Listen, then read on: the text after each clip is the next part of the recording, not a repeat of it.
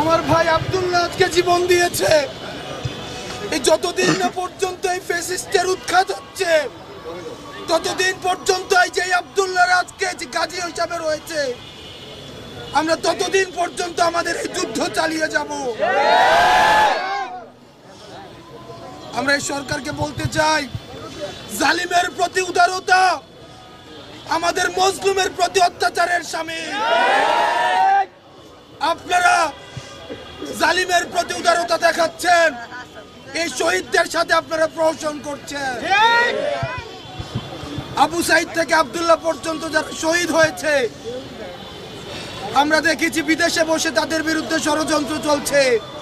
আমাদেরকে বলা হয় ফাঁসি পর্যন্ত আমাদেরকে অপেক্ষা করা লাগবে না, তার আগেই আমাদেরকে শেষ করে দেওয়া হবে।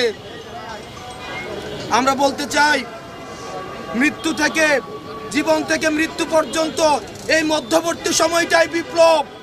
আমরা যেহেতু এই রাস্তায় নেমেছি, যতদিন না পর্যন্ত এই ফ্যাসিস্টের মূলোৎপাটন হচ্ছে, ততদিন পর্যন্ত শহীদি তামান্না নিয়ে আমরা এই রাজপথে থাকব।